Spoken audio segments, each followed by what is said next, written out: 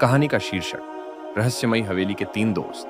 गांव के किनारे स्थित एक पुरानी खंडर हो चुकी हवेली, जिसे लोग भूतिया हवेली के नाम से जानते थे। गांव के लोग कहते थे कि उस हवेली में कोई रहस्यमयी शक्ति है जो अंधेरे में जाग जाती है, लेकिन किसी ने कभी हवेली में जाने की हिम्मत नहीं की। एक दिन 3 दोस्त रोहन, सिम्मी और विक्की गांव में आए। वे बचपन के दोस्त थे और उन्हें रहस्य हल करने का शौक था। रोहन हमेशा से जिज्ञासु था, सिम्मी बहुत ही बहादुर थी और विक्की को कहानियां सुनने का शौक था। जब उन्होंने गांव वालों से हवेली की कहानी सुनी तो उन्होंने तय किया कि वे इस रहस्य का पता लगाएंगे। रात का समय था। तीनों दोस्त चुपचाप हवेली के पास पहुंचे। हवेली के दरवाजे पर एक जंग लगा हुआ ताला था, लेकिन रोहन के पास हमेशा से एक मास्टर चाबी रहती थी। जैसे ही ताला खुला, दरवाजा खुद ब खुद चरमराते हुए खुल गया।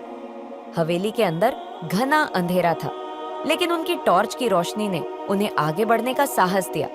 जैसे ही वे हवेली के अंदर घुसे, उन्हें एक ठंडी हवा का झोंका महसूस हुआ। हवेली के अंदर चारों ओर जाले लगे हुए थे और दीवारों पर पुरानी तस्वीरें टंगी हुई थी। सिम्मी ने फुसफुसाकर कहा, क्या हमें यहाँ से वापस नहीं जाना चाहिए? लेकिन रोहन ने उसे धैर्य बनाए रखने के लिए कहा। जैसे ही वे अंदर गए, उन्हें एक बड़ी सी सीढ़ी दिखाई दी जो ऊपर की ओर जा रही थी।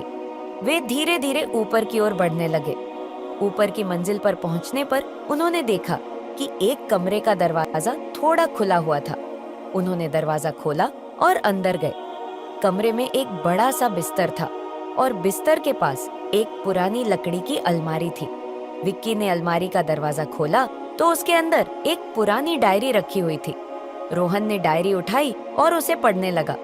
उस डायरी में हवेली के पुराने मालिक की कहानी लिखी हुई थी। उसमें लिखा था कि इस हवेली में एक भूत रहता है जो अपनी अधूरी कहानी बताने के लिए किसी की प्रतीक्षा कर रहा है। जैसे ही वे डायरी पढ़ रहे थे, अचानक कमरे में ठंडी हवा का झोंका आया और एक हल्की सी परछाई दीवार पर दिखाई दी। वह परछाई धीरे धीरे आकार लेने लगी और एक बूढ़े आदमी का चेहरा उभर आया। तीनों दोस्त घबरा गए, लेकिन रोहन ने साहस दिखाते हुए पूछा, तुम कौन हो और हमसे क्या चाहते हो? भूत ने धीरे से कहा, मैं इस हवेली का पुराना मालिक हूँ। मेरी एक अधूरी कहानी है जिसे मैं किसी से कहना चाहता हूँ। भूत ने अपनी कहानी शुरू की। वह एक समय का बड़ा व्यापारी था। उसकी पत्नी और बच्चे थे, लेकिन एक दिन उसके व्यापार में घाटा हो गया और उसने अपनी हवेली बेच दी। लेकिन उसके जाने से पहले उसकी पत्नी और बच्चे अचानक गायब हो गए। उसने उन्हें बहुत ढूंढा, लेकिन वे नहीं मिले। आखिरकार वह इस सदमे से मर गया और उसकी आत्मा इस हवेली में भटकने लगी। वह बोला, मेरी आत्मा को शांति तभी मिलेगी जब मुझे पता चलेगा कि मेरी पत्नी और बच्चे कहाँ हैं। तीनों दोस्तों ने भूत की मदद करने का फैसला किया। उन्होंने गांव के पुराने लोगों से पूछताछ की और पुराने दस्तावेज खोजे।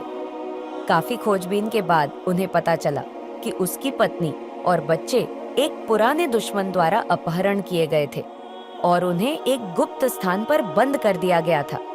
लेकिन उन्हें कभी ढूंढा नहीं जा सका और वे वहीं पर मर गए। जब उन्होंने भूत को यह बताया तो उसकी आंखों में आंसू आ गए। उसने कहा, अब मैं शांति से जा सकता हूँ। भूत ने तीनों दोस्तों को धन्यवाद दिया और कहा, तुम्हारी मदद से मेरी आत्मा को शांति मिली है। अब मैं हमेशा के लिए इस हवेली को छोड़कर जा रहा हूँ। इतना कहकर भूत ने अलविदा कहा और धीरे धीरे वह गायब हो गया। हवेली की दरारों से ठंडी हवा का झोंका आया और फिर सब कुछ शांत हो गया। तीनों दोस्त खुश थे कि उन्होंने एक भूत की आत्मा को शांति दिलाई और एक रहस्य को सुलझाया। उन्होंने गांव के लोगों को बताया कि अब हवेली में कोई भूत नहीं है और वे निश्चिंत होकर वहां जा सकते हैं। इस तरह तीनों दोस्तों ने एक रहस्यमयी और डरावनी कहानी को सुलझाया। इस घटना ने उन्हें और भी अधिक साहसी और बुद्धिमान बना दिया।